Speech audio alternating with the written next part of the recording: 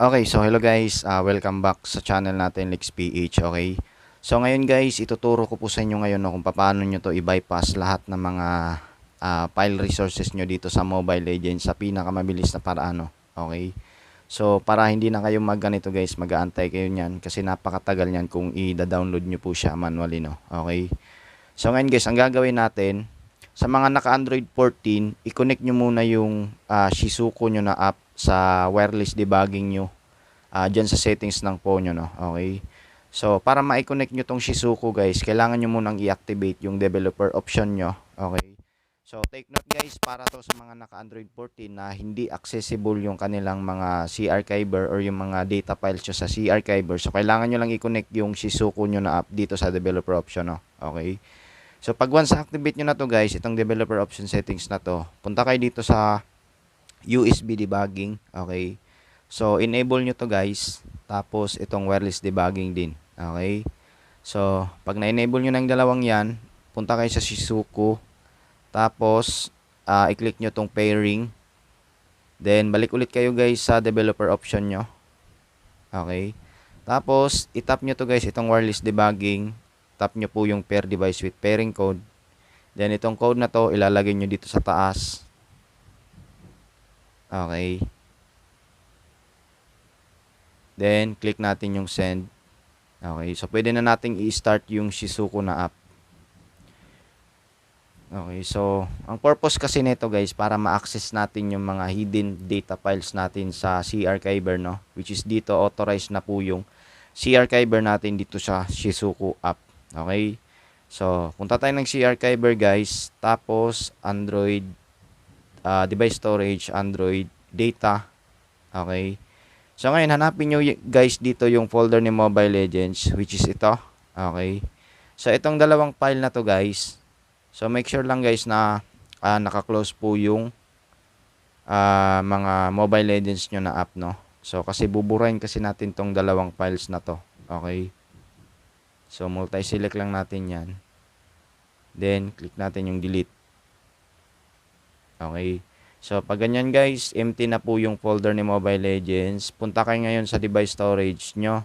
Tapos, i-check nyo to dyan guys sa comment section natin kasi ipipin ko po yung link nito, itong MLBB full files na naka Naruto patch na po siya, no? Okay, so pag once ay download nyo na to guys, ito, nasa 9.13 GB po siya. So, lahat-lahat na to guys, pati na rin yung mga voice language ng mga hero dun sa settings nyo.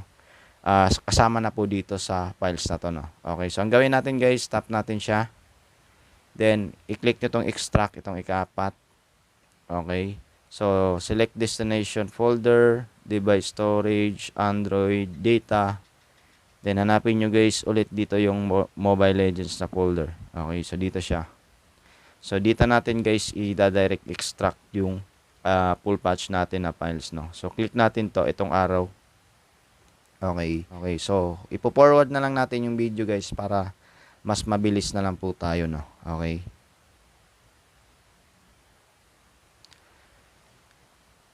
Okay, so after neto guys, yan. So labas nyo lang guys sa folder nya. Then check natin guys yung information ng Mobile Legends na folder. So tignan natin yung kanyang file count tsaka yung size nya. Kung umabot ba siya ng 9 GB pataas, no. Okay. So and guys, nasa 9.35 GB po yung kabuuang size niya, no. So check din natin guys yung sa labas ng home screen natin yung app niya. Long press lang natin, tapos click natin yung app info. So yung storage niya guys, overall nasa 10.66 GB po siya. So that means lahat-lahat na po guys na i-download natin or na i-bypass natin siya, no. Okay, sa pinakamabilis na paraan. Okay.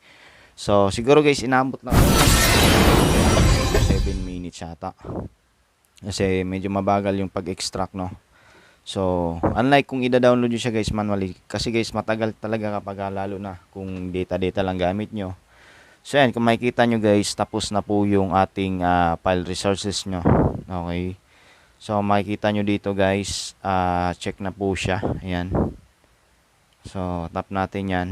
Yan. So, lahat-lahat na po yan guys, no? Okay.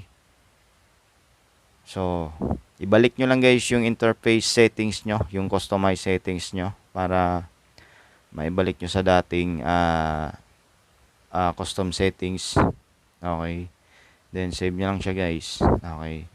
So yan lang, sa control din ibalik nyo lang din yung mga dati yung control, yung sensitivity, adjust nyo lang po siya, no. Okay, tsaka yung fixed position, i-check nyo lang guys. Yan. Okay, so yan lang guys, at sana nakatulong sa itong video na to. Yung link ng full patch natin na files nasa comment section, ipipin ko po siya. Okay, so yan lang guys, at maraming salamat po. Peace.